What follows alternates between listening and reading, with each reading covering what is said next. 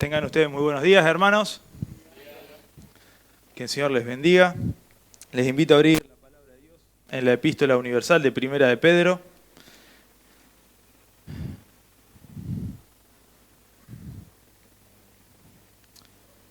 Primera de Pedro, capítulo 1. Sabemos, hermanos, que el domingo pasado, por la gracia del Señor, hemos podido hacer una breve introducción a la carta y leer los primeros 2 versículos de esta preciosa epístola, de esta preciosa carta, cuyo autor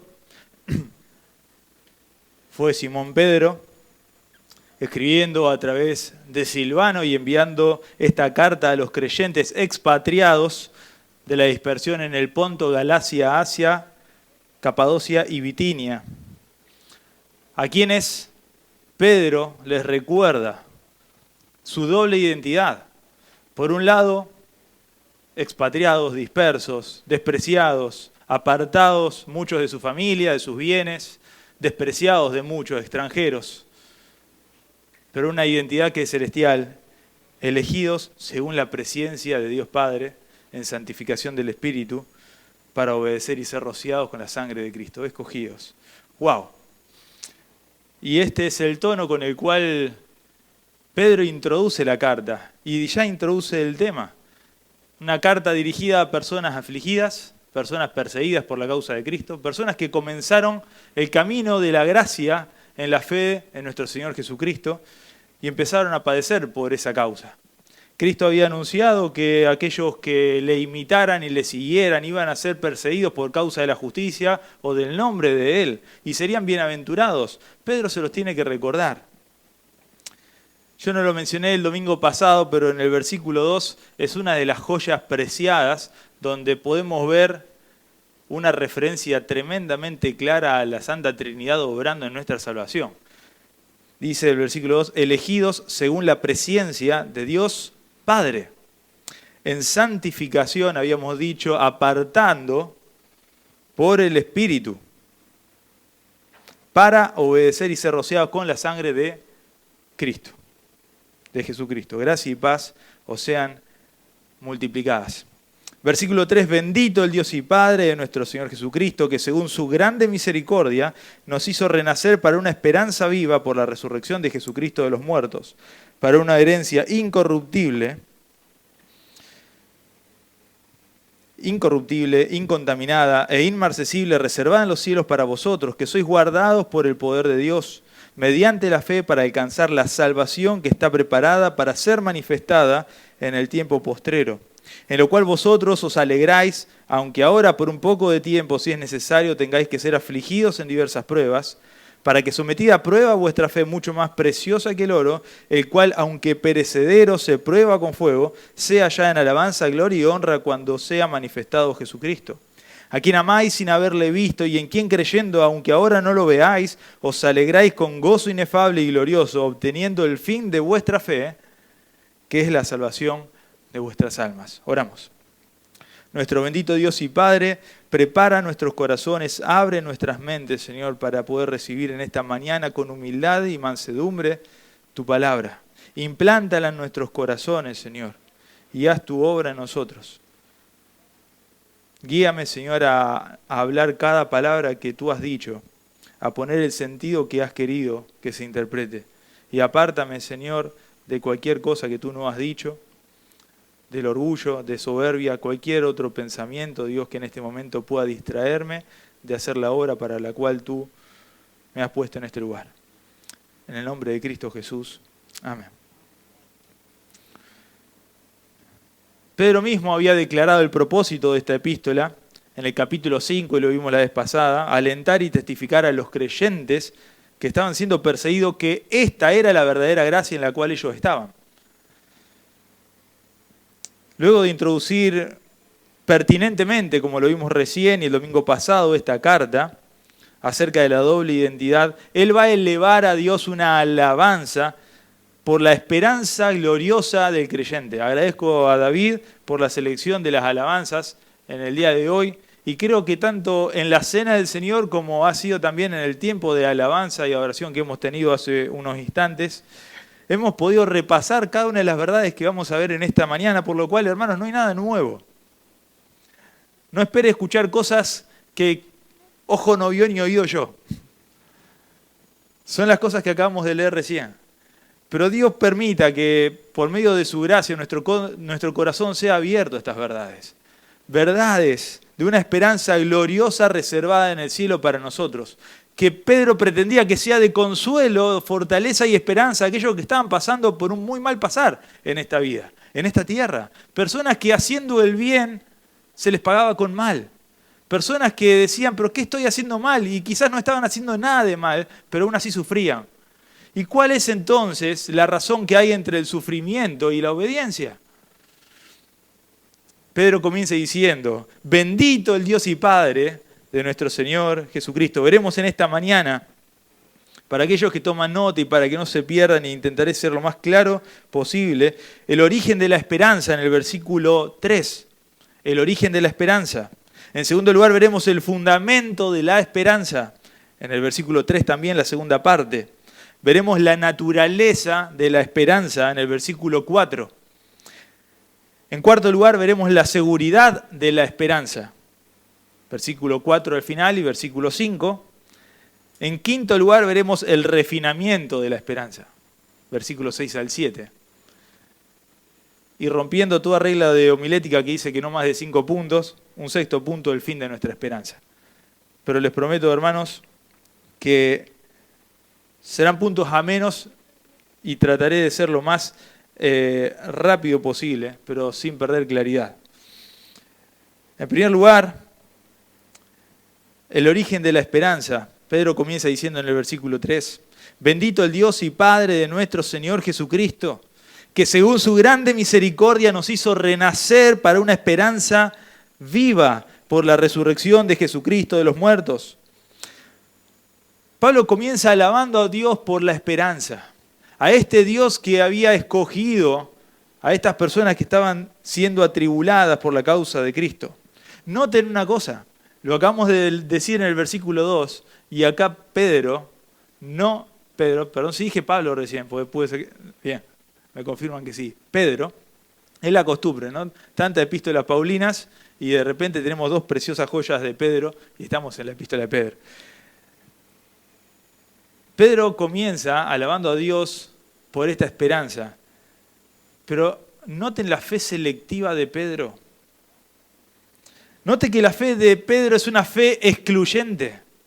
Noten que es una fe discriminadora, y suena mal decirlo, pero esta es una epístola universal, pero no por ser universal significa que el Dios de esta Biblia es un Dios universal, que el Dios de Pedro es un Dios universal, una fe que es para todos, de ninguna manera. Dice, bendito el Dios y Padre de nuestro Señor Jesucristo.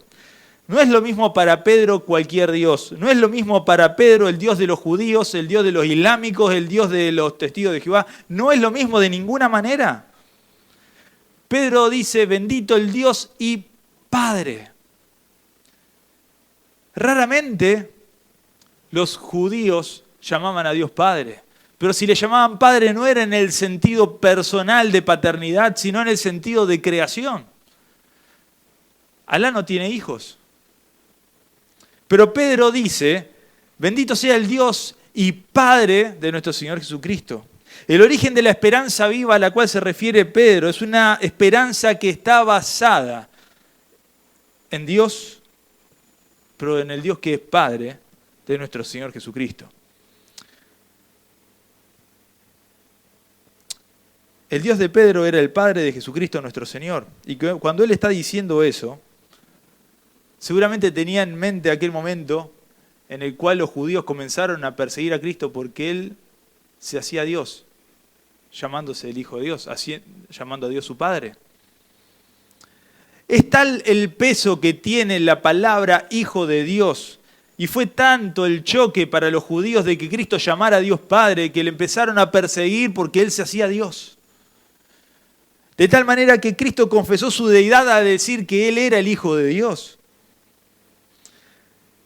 El Dios y Padre de nuestro Señor Jesucristo. Cuando Pedro dice Señor, lo identifica como su dueño, como su amo, como el que tiene el derecho completo sobre su vida, de tocar y sacar lo que él quiera, de afligir si quiere afligir, porque él es su amo.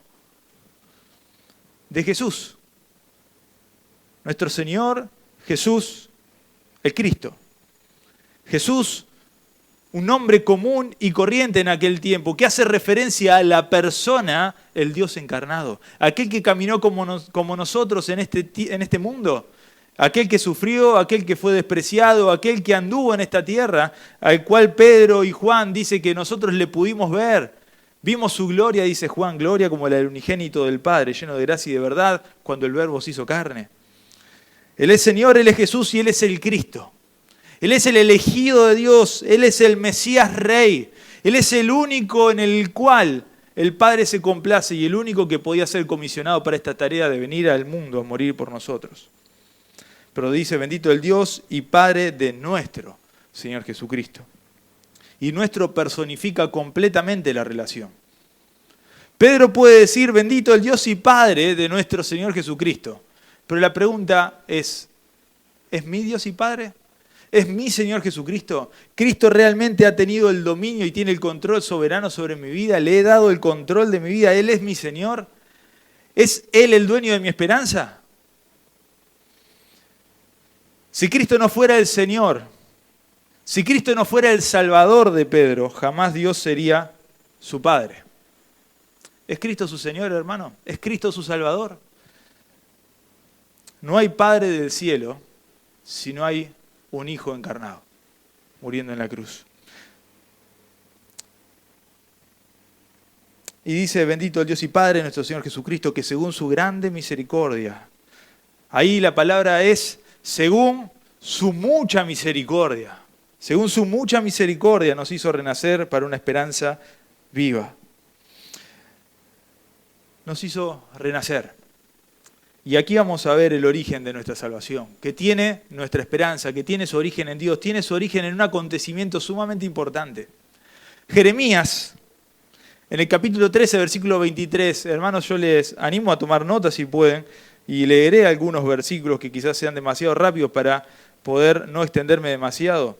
Jeremías dijo, hablando acerca del pueblo, hablando acerca de los hombres pecadores, ¿podrá el etíope, el hombre negro, mudar su piel? Hermano, no desvíe su mirada pensando en Michael Jackson, algo contra la natura. ¿Es normal, eso puede pasar de que el hombre negro mude su piel? ¿Mudará el leopardo sus manchas? ¿Podrá el leopardo cambiar su piel y hacerse liso? De ninguna manera. Así también ustedes podréis hacer el bien estando habituados a hacer el mal. Con esta pregunta retórica, Jeremías lo que estaba tratando de ilustrar es esta verdad tremenda y radical de que el hombre está completamente corrompido por el pecado. Luego de la caída en el pecado, en Génesis capítulo 3, el hombre posee una naturaleza, como dice Génesis capítulo 5, de continuo el mal. Génesis 6:5 dice, y vio Jehová que la maldad de los hombres era mucha en la tierra, que todo designio de los pensamientos del corazón del hombre eran de continuo el mal. Jeremías capítulo 2, versículo 22 dice, aunque te laves con lejía y amontones jabón sobre ti, la mancha de tu pecado permanecerá aún delante de mí, dijo Jehová el Señor. Hay un refrán muy popular, pero vale un poco para esta situación.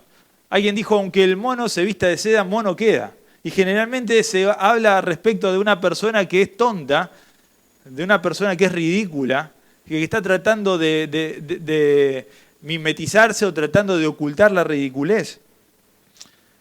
Pero hermanos, por más de que el etíope se vista, por más de que contra natura intente cambiarse o aún pintarse, por más que el leopardo pinte sus manchas, él seguirá siendo leopardo y seguirá siendo de naturaleza de piel manchada.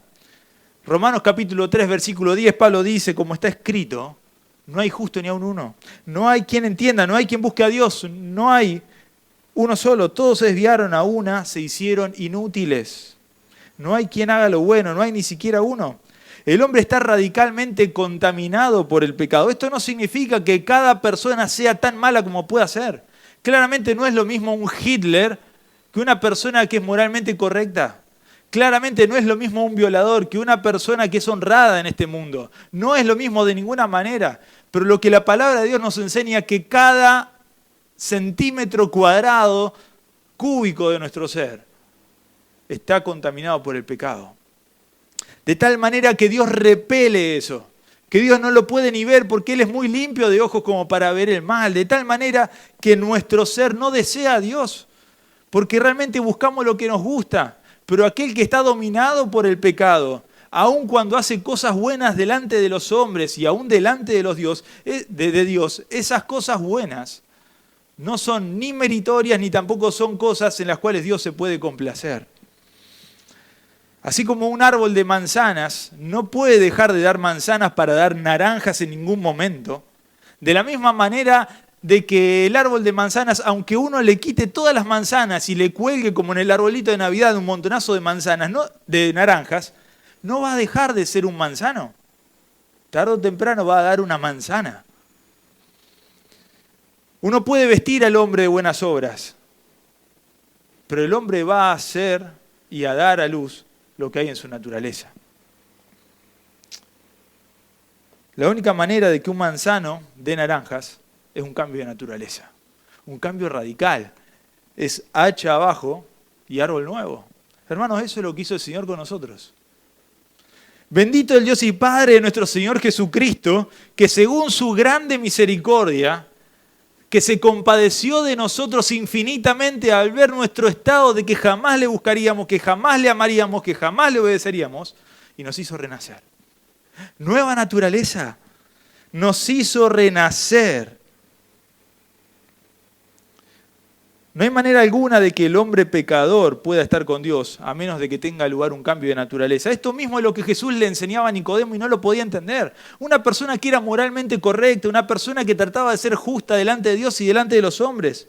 En Juan capítulo 3, versículo 1, dice, había un hombre de los fariseos que se llamaba Nicodemo, un principal entre los judíos. Este vino a Jesús de noche y le dijo, Rabí, sabemos que has venido de Dios como maestro, porque nadie puede hacer estas cosas si no está Dios con él. Y respondió Jesús y le dijo una respuesta de knockout. De cierto te digo, que el que no naciere de nuevo no puede ver el reino de Dios. No lo puede ni ver. Un maestro de los judíos, un principal de la sinagoga, un enseñador de la palabra de Dios, alguien respetado por su conducta. Jesús va directo al grano y le dice, a menos que haya un nacimiento nuevo, un cambio radical, no podrás ver jamás el reino de los cielos. Y Nicodemo le dice, ¿cómo puede nacer un hombre siendo viejo? ¿Puede acaso volver a meterse en el vientre de la madre y nacer? No, Nicodemo, vos no entendés. Lo que es nacido de carne, carne es, pero lo que nace del espíritu, espíritu es. No te maravilles de lo que te digo. ¿Vos sos maestro de Israel y no sabes esto? ¡Wow! Jesús le explicó a este maestro de Israel que confiaba en su propia justicia, en su propia moralidad, que la entrada al reino de Dios no depende de nuestras acciones, no depende de nuestros actos de justicia, ya que todas nuestras justicias están manchadas con pecado. Solo Dios puede hacernos nacer de nuevo y darnos un corazón que le busque. Por lo cual dice Juan capítulo 1, a lo suyo vino, versículo 11, y los suyos no le recibieron. A lo suyo vino al mundo, y los suyos, los judíos, no le recibieron, le rechazaron. Mas a todos los que le recibieron, a los que creen en su nombre, les dio potestad de ser hechos hijos de Dios. Declarados hijos de Dios. ¡Wow! Yo recibí a Cristo, gloria a Dios, qué bendición que Dios me ha hecho su hijo. Pero hay una aclaración en el versículo siguiente, versículo 12, que a veces solemos pasar por alto. Hechos hijos de Dios. Estos hijos de Dios, dice, los cuales no son engendrados de sangre, es decir, de naturaleza humana, ni por voluntad de carne, ni por voluntad humana, ni por voluntad de varón, sino de Dios. Hubo un nacimiento que se dio ahí, no porque yo quise, sino porque Dios quiso. Bendito sea Dios, porque yo jamás hubiera querido buscar a Dios, jamás hubiera querido dejar lo que hacía. Pedro dice, el perro se vuelve a su vómito. Así éramos nosotros, hermanos. Y Dios tomó nuestro corazón, como dice la canción, y nos dio un nuevo corazón. Esa es la razón por la cual decimos, vine a alabar a Dios, y esa es la razón por la cual Pedro bendice a Dios. Porque tenemos esperanza, porque hay un origen de esa esperanza. Y es que el Señor nos hizo nacer de nuevo. Si no, no tendríamos esperanza, hermanos. No hay esperanza para aquel que desea lo opuesto a Dios. Santiago 1:18 dice, Él de su voluntad nos hizo nacer por la palabra de verdad, para que seamos primicia de sus criaturas. Tito 3:5 dice, nos salvó no por obras de justicia que nosotros pudiéramos haber hecho, sino por su misericordia, nos salvó por el lavamiento de la regeneración y por la renovación del Espíritu Santo. Dios por medio del nuevo nacimiento, Dios por medio de la regeneración, Dios por medio de este hacernos volver a nacer, ha hecho posible lo imposible. Hermanos, note eso. Dios ha hecho posible lo imposible. Y quiero corregir un poquito mejor toda esa expresión. Dios no solo ha hecho posible lo imposible, Dios ha hecho efectivamente posible lo imposible. Ahora el que no buscaba a Dios, busca a Dios ardorosamente. Como el ciervo brama por las corrientes de las aguas, así clama por ti, oh Dios, el alma mía. Eso no lo puede decir una persona que no ha nacido de nuevo. Continuamos leyendo, versículo 3 dice, que por su grande misericordia nos hizo renacer por una esperanza viva por la resurrección de Jesucristo de los muertos. Una esperanza viva. ¿Por qué una esperanza viva? Esto me lleva al segundo encabezado rápidamente, el fundamento de nuestra esperanza. ¿Por qué es viva esta esperanza? ¿Cuál es la diferencia? ¿Acaso el mundo no tiene esperanza? La esperanza del creyente es una esperanza viva. No es un mero decir, no es un mero esperar. Los inconversos tienen esperanza, claro que sí. La esperanza de cambiar el coche alguna vez, la esperanza de terminar de pagar las cuotas de la casa, de ser propietario, la esperanza de tener un mejor empleo, la esperanza de una mejor situación económica, la esperanza de un país mejor, la esperanza de que se termine la corrupción. Buenas esperanzas. No solamente esperanzas corruptas. No es que porque el hombre vive en esta tierra y no tiene a Dios, tiene malas esperanzas. Tiene buenas esperanzas. Pero son esperanzas muertas. Hay una expresión que dice el último que se pierde la esperanza. Lamentablemente esa misma expresión está diciendo que la esperanza, por lo menos en último caso, se pierde también. Pero es lo último y es lo último que nos hace aguantar.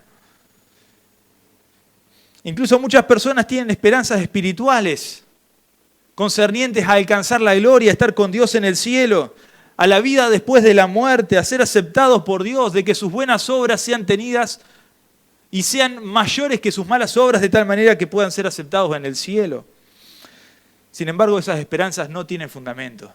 Y aquí está el fundamento de la esperanza viva.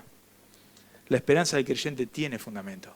Como lo decía David, sus promesas son como roca. Sus promesas son inmutables. La esperanza de los justos es alegría, dice Proverbios 10:28, mas la esperanza de los impíos perecerá. Se termina. Tiene una fecha límite, tiene una fecha de caducidad. Sin embargo, otro texto, Job 8:13, tales son los caminos de todos los que olvidan a Dios y la esperanza del impío perecerá. Hablando de nuestra antigua vida, Pablo decía a los Efesios, en aquel tiempo estabais sin Cristo, alejados de la ciudadanía de Israel, ajenos a los pactos de la promesa y sin esperanza y sin Dios en este mundo. En contraposición, la esperanza del creyente es una esperanza viva, porque tiene fundamentos. Fundamentos en las promesas de Dios, como Pedro dice más adelante, en 2 de Pedro capítulo 3, pero nosotros esperamos según sus promesas cielos nuevos y tierra nueva, en los cuales mora la justicia. Pero acá, Pedro alaba a Dios, porque esta esperanza que se origina en el nuevo nacimiento, en la misericordia de Dios, es una esperanza viva, porque está anclada, fundamentada en un acontecimiento histórico, real, que cambió la historia, la resurrección de Cristo. Ese es el argumento más fuerte del cristianismo, ese es el ancla más fuerte del alma del creyente. Cristo resucitó. David hoy lo leyó, 1 Corintios capítulo 15, versículo 16. Si los muertos no resucitan, tampoco Cristo resucitó. Y si Cristo no resucitó, nuestra fe es vana, no tiene sentido. Y aún estamos perdidos en nuestros pecados. Si Cristo no resucitó, hermanos, en vano nos juntamos acá. Podemos intentar ser mejores personas, podemos intentar vivir una sociedad mejor. Pero hermanos, si Cristo no resucitó, no hay vida después de la muerte. Si Cristo no resucitó, no hay esperanza viva, sino solamente esperanza muerta con fecha de caducidad. Pero Cristo resucitó, dice 1 Corintios 15, 20. Mas ahora Cristo ha resucitado a los muertos, primicias de los que durmieron. Como dice el antiguo himno, No lo cantamos hoy. Porque Él vive, veo el mañana. Porque Él vive, ya no hay temor. No temeré. Dice, y mi futuro tengo en sus manos, mi vida tiene rumbo, porque Jesús vive. La esperanza del creyente es una esperanza viva porque Cristo vive. Porque Él murió en la cruz por nuestros pecados, pero Él se levantó. Él no fue un mártir más, Él no fue un religioso más, no fue un profeta más. Cristo resucitó, hermanos. Por lo cual nuestra fe es segura, nuestra esperanza es cierta y viva. Cristo resucitó, amén. Amén. Paso al tercer encabezado para hablar de la naturaleza de la esperanza. Versículo 3. Bendito el Dios y Padre de nuestro Señor Jesucristo, que según su grande misericordia nos hizo renacer para una esperanza viva por la resurrección de Jesucristo de los muertos, para una herencia incorruptible, incontaminada e inmarcesible, reservada en los cielos para vosotros. La naturaleza de esta esperanza viva que tenemos nosotros es una herencia, una heredad, algo que recibiremos, pero no como lo recibimos en este mundo. Porque en este mundo, Cristo decía, no os hagáis tesoros en este mundo, donde los ladrones minan y hurtan, donde el hollín corrompe. Haceos tesoros en el cielo, porque allí realmente las cosas son eternas y duraderas. Es incorruptible, es decir, que no se degenera ni está sujeto a destrucción.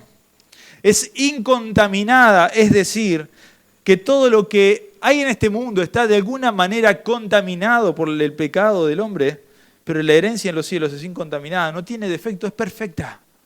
Es perfecta. Es impoluta. Es inmarcesible. Y esta palabra a algunos le va a sonar conocida desde el mismo idioma de la palabra de Dios, que es el griego, amaranthum. Se usaba para una flor que no se marchitaba nunca.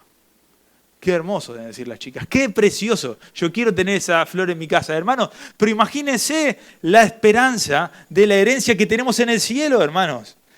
Acá no conocemos exactamente nada. Aún el metal más noble sabemos que está sujeto al desgaste y la corrosión por el tiempo. Pero en el cielo, nuestra herencia es inmarcesible. No se marchitará jamás. No va a caducar. Ninguna de las cosas caducas de este mundo puede afectar la herencia que tenemos en el cielo. ¿Y cuál es la herencia que tenemos en el cielo? ¿Coronas incorruptibles? Claro que sí, para aquellos que seguimos a Cristo hasta la muerte. ¿Será la corona de fidelidad que el Señor guardó a los pastores que ministran fielmente a la congregación? Claro que sí. ¿Coronas en el cielo por nuestras obras? Claro que sí. ¿La alabanza de Dios? Yo creo que sí, claro que sí. Pero ¿saben cuál es la herencia más grandiosa? La misma que decía el salmista en el Salmo 16. Yo dije a mi Señor, no hay para mí bien fuera de ti. Tú eres la porción de mi herencia. Las cuerdas me cayeron en lugares deleitosos. Y es deliciosa la heredad que me ha tocado. ¿A quién tengo yo en los cielos sino a ti? Fuera de ti nada deseo en la tierra. Pablo decía en Colosenses capítulo 3, versículo 1, si pues habéis resucitado con Cristo, buscad las cosas de arriba donde está Cristo sentado a la diestra de Dios. No pongáis la vista en las cosas de la tierra, sino en las del cielo, porque habéis muerto y vuestra vida está escondida con Cristo en Dios. Cuando Cristo, que es vuestra vida, se manifieste, ustedes serán manifestados con Él en gloria. Cristo es vuestra vida hoy mismo, hermanos. Cara a cara espero verle más allá del cielo azul. Sí, hermanos, pero Él ya es nuestra vida. Él es nuestra herencia. No queremos tesoro mayor porque no lo existe.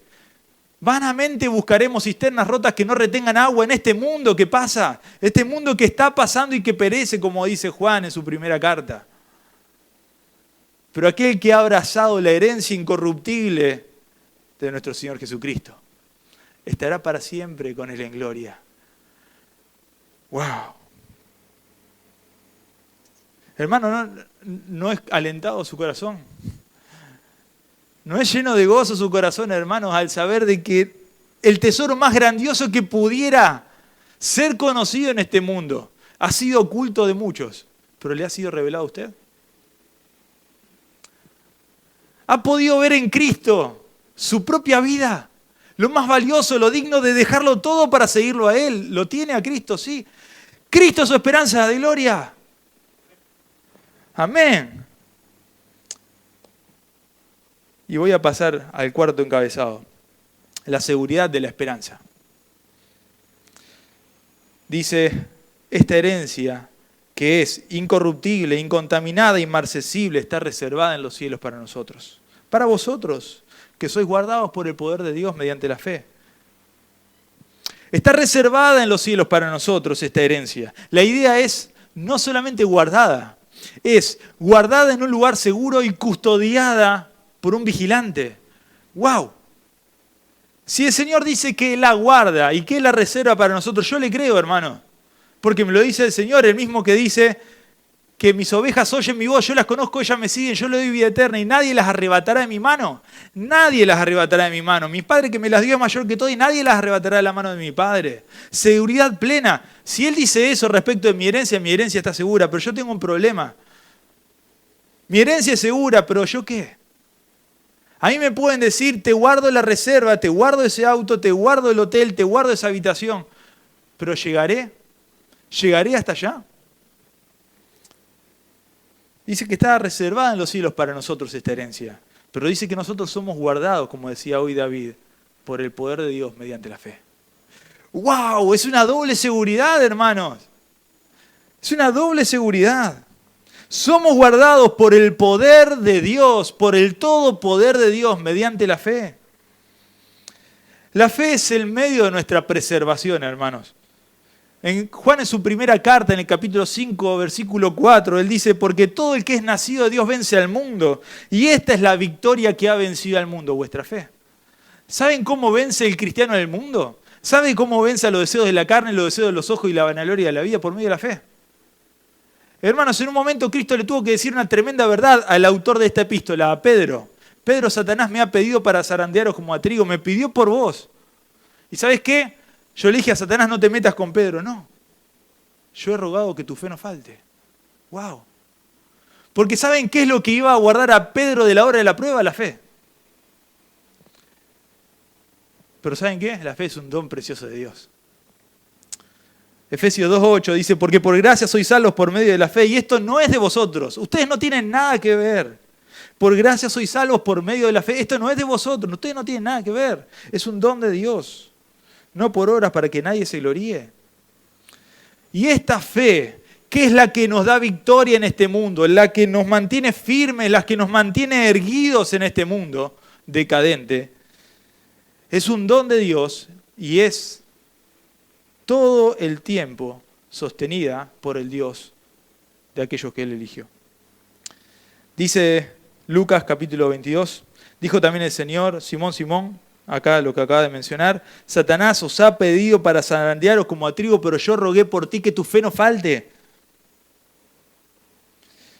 Cantamos hoy esta tremenda canción doxología de Judas, Judas versículo 25, y aquel que es poderoso, 24, aquel que es poderoso para guardaros sin caída y presentaros sin mancha delante de su gloria con gran alegría, el único y sabio Dios, nuestro Salvador, sea honra, majestad, imperio y potencia por todos los siglos. Amén. Él es poderoso, no solamente para reservarnos una herencia incorruptible en el cielo, sino también para guiarnos seguros hasta allí. ¿Y saben cómo lo hará? Sosteniendo su fe, hermano. ¿Le falta fe? Clama a Dios y lea la palabra. Busque a Dios a través de la palabra, porque la fe viene por el oír y el oír la palabra de Dios. Y pídasela a Dios, porque el que pide recibe. Pero ¿saben una cosa, hermanos? Dios no dejará faltar a ninguno de sus hijos la fe. Porque ¿saben cómo guarda el Señor a sus hijos en este mundo? Por la fe. Gracias a Dios que tuve fe. Pero Dios sostuvo mi fe. Y hay algo interesante antes de pasar el último encabezado y terminar. Dice que sois guardados por el poder de Dios mediante la fe para alcanzar salvación que está preparada para ser manifestada en el tiempo postrero. ¿Que no hemos alcanzado la salvación todavía? ¿Que no es que aquel que cree en Cristo tiene vida eterna? ¿Que acaso no soy salvo aún? No, hermanos, debemos entender los tiempos de nuestra salvación. Romanos capítulo 8 dice que es tan ciertísimamente seguro como que Él nos escogió, como que nos predestinó y que nos glorificó ya. Ya estamos en gloria para Dios. Eso ciertísimamente es una cadena de eslabones irrompibles de la gracia y el poder de Dios. Pero la realidad es que la salvación tiene un aspecto pasado, presente y futuro. En un momento cuando hemos creído en Cristo, cuando hemos nacido de nuevo, cuando hemos aceptado a Jesús como nuestro Salvador, hemos sido justificados delante de Dios. Ya no hay más condenación para los que están en Cristo Jesús. ¿Lo podemos decir ahora? Amén. Claro que sí. No hay más condenación porque hemos sido justificados, declarados por Dios justos. Fui hecho justo, sin merecerlo. En segundo lugar, el aspecto presente de nuestra salvación es la santificación. Somos apartados cada día en este mundo, más y más de este mundo, en santificación, para ser conformados a la imagen de nuestro Salvador. Esa es la santificación. Pero en tercer lugar, el aspecto futuro es la glorificación. Alguien puede decir también, hemos sido librados en el pasado de la pena por el pecado. Somos en el presente librados del poder del pecado, día a día, por la obra del Espíritu Santo, que nos da victoria ante la tentación y la prueba. Pero en el futuro seremos librados para siempre de la presencia del pecado. Hermano, ese pecado que le distrae, ese pecado que muchas veces le ha hecho tropezar, en el cielo no lidiará más con eso. Esas imágenes erróneas respecto de Dios, esos pensamientos de poca fe, no lidiará más con eso. En este mundo lidiamos con todo eso, pero allá ya no más, porque le veremos cara a cara, porque seremos tal como es, seremos glorificados. En quinto lugar, el refinamiento de esa esperanza. Y voy a terminar con esto. ¿Creemos que los conflictos en esta vida hacen nuestro camino inseguro? ¿Creemos que las aflicciones ponen en tela de juicio nuestra esperanza, hermanos? Más bien son ellas el instrumento que Dios utiliza para refinar nuestra esperanza, para afianzarnos más y más en esa esperanza que es ciertísima y viva. Las aflicciones son, según este texto, versículo 6, en lo cual vosotros os alegráis, aunque ahora, por un poco de tiempo, si es necesario, tengáis que ser afligidos en diversas pruebas. Las aflicciones son transitorias por un poco de tiempo, no para siempre. Y esto me recuerda a Pablo que decía, porque esta leve tribulación momentánea produce en nosotros un cada vez más excelente y eterno peso de gloria. Hermanos, las aflicciones son la alquimia para el creyente. ¿Saben qué es la alquimia? La alquimia es una vieja disciplina de algunas personas que creían o pretendían poder convertir el plomo en oro. Algo despreciable en algo glorioso. Hermanos, ¿qué son 80 años al lado de una eternidad? Donde pasarán 1000, 2000, 3000 años y todavía no habremos ni aún comenzado, hermanos. ¿Qué son 50 años? 50 años de persecución. No sabemos lo que es 50 años de persecución. Pero aún así pensando 50 años de vergüenza, 50 años de dolor, que son al lado de una eternidad. Y Pablo decía, esta leve tribulación momentánea, pasajera, un poco de tiempo, produce un cada vez más excelente y eterno peso de gloria. Hermanos, las aflicciones son oportunidades. Oportunidades de que su esperanza se luzca. Porque son las oportunidades de convertir experiencias temporales en glorias eternas. Cumplen un propósito si es necesario. Dios nos hace humildes con ellas. Recuerden que a Pablo le dijo, bástate mi gracia porque mi poder se perfecciona en la debilidad. Él le rogó que le quite la aflicción y Dios se lo dejó para que no se enalteciere. Nos aparta del mundo. Jesús dijo, estas cosas os he hablado para que en mí tengáis paz. En el mundo tendréis aflicción, pero confíen, yo vencí al mundo. Nos enseñan que estamos en el camino correcto, que es el de Cristo, porque Cristo padeció. Y Pedro mismo dice, amados, no se sorprendan por el fuego de la prueba que os ha sobrevenido, como si alguna cosa extraña os aconteciere. Antes, estén gozosos por ser tenidos por dignos de padecer con Cristo. 1 Pedro 4:12. Bienaventurados los que padecen persecución por causa de mí, dijo Jesús. Y nos enseñan también a ser pacientes. Romanos 5:3 dice, no solo esto, sino que también nos gloriamos en las tribulaciones, porque la tribulación produce paciencia. Versículo 7 Dice, para que sometida a prueba vuestra fe, mucho más preciosa que el oro. Yo creo, hermano, que si usted y yo supiéramos la forma para convertir plomo en oro, iríamos todos corriendo y no perderíamos tiempo con ninguna otra cosa en este mundo a producir oro. Pero el Señor dice que si tenemos que ser afligidos en este mundo, es por una necesidad, por un propósito. Y es por un tiempo, un pequeño tiempo que es al lado de la eternidad. Para que sometida a prueba vuestra fe, mucho más preciosa que el oro, aunque perecedero se prueba con fuego, sea hallada en alabanza, gloria y honra cuando sea manifestado Jesucristo. Eso significa, ¿saben qué? Que al entrar al cielo, nuestro Dios nos alabe. Hemos pasado nuestro tiempo aquí alabando al Señor, porque amamos al Señor y le alabamos. Y pasaremos el resto de la eternidad. Pero ¿se imaginan lo que es que el Señor alabe nuestra fe? ¿Se imaginan qué es lo que el Señor alabe nuestra conducta? Eso es lo que el Señor enseñó. Que le dirá a aquel que fue un siervo fiel, bien buen siervo fiel. En lo poco has sido fiel, en lo mucho te pondré. Entra el gozo de tu Señor. Esa es nuestra esperanza, aún en medio de las dificultades, hermanos, donde usted está. Allí donde el Señor soberanamente le puso. Yo le aliento a que alce los ojos al cielo donde realmente está la gloria. Y esta leve tribulación momentánea es una oportunidad de convertirla en tesoros en los cielos. Padre, a ti te damos la gloria por esta esperanza tan gloriosa y grande, tan hermosa y cierta, que nos has dejado como un consuelo en este mundo en el cual peregrinamos. A ti te damos la gloria, oh Dios, sostén nuestra fe, aviva nuestros corazones en tu camino. Te lo pedimos en el nombre de Jesús. Amén.